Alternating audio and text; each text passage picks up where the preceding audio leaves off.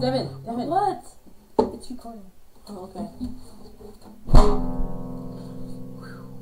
Hey, that was my guitar. Me and Devin met in 8th grade, and we were pretty much opposites. We had two things in common, really.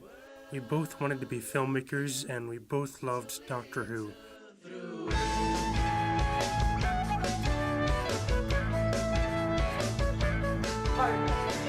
Okay, how do I do that exactly?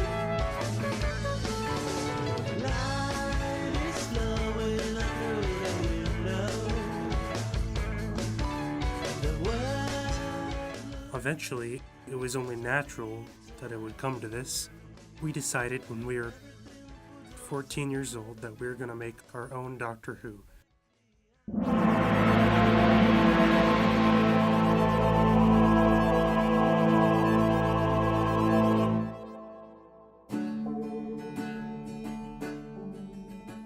Well, like, Doctor Who New Generation started out with, like, just the concept of, like, trying to do, like, the horrible, like, Star Trek The Next Generation with, like, Doctor Who. And I don't know why we went the way we did with it at all.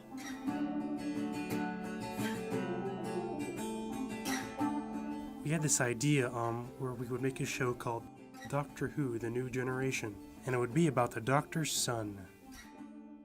We had no idea who would be in it, but it would presumably be other 14-year-olds. And it was really stupid, and we, like, way too ambitious, like.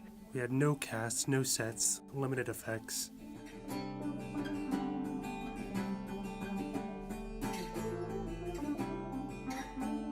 Eventually, by the end of that school year, it was completely scrapped.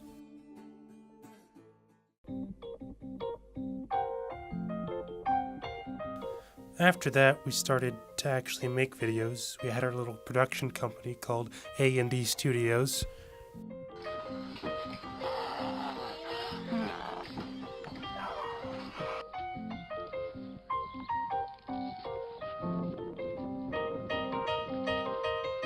We started coming up with the idea of, like, doing just, like, a really nice satire of Doctor Who. It was my idea, of course, the name. And I don't care what he says, but I came up with Professor What, not him. And it was just me and Devin. Devin was the professor, he was a Time Lord, and I was his human companion named Alistair Courtney. And we had these awful British accents we did because I guess we had to be British. It doesn't smell right. It is just fine. The taste of it tastes like a rook. And at this point we discovered that Professor What was not our original invention, and it was the name of another fan film series from the early 90s. Professor! Yes? This guy named Randy, who has to be in his 40s now, a year after the show was cancelled in 1989, did the same thing we did. He was about our age too.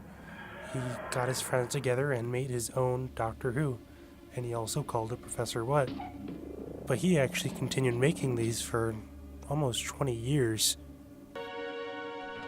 Professor, it's... I know!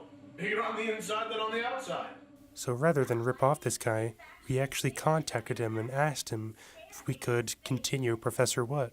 You know, we asked him if we could take what he had already done and continue upon it, like a revival. And he was totally into it, and we tried.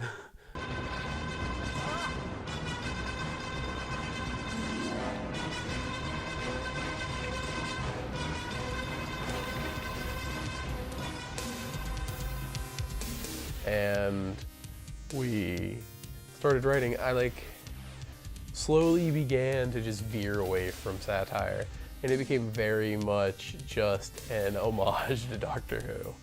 We used this camera right here. That was the last episode we filmed, and it was probably the only one that had any kind of remotely okay quality to it.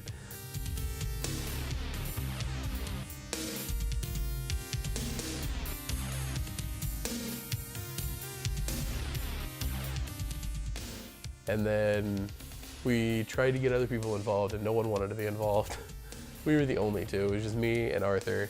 And you just can't do a show like that with just two people. We got an actor that we had met through the play group that we were doing plays in the summer.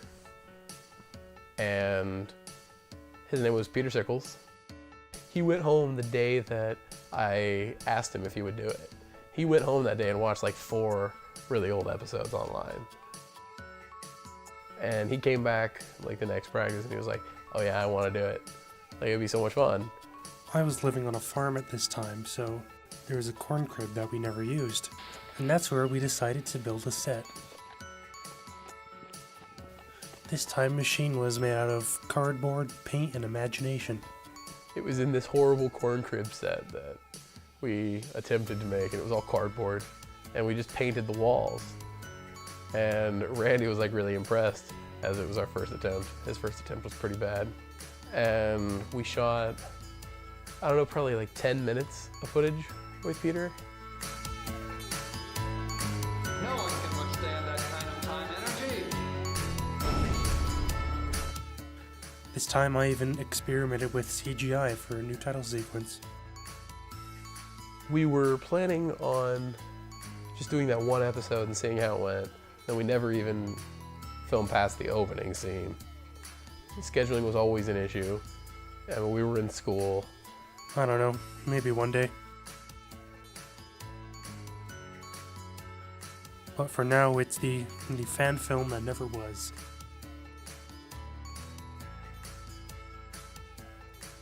And I don't know what else to say.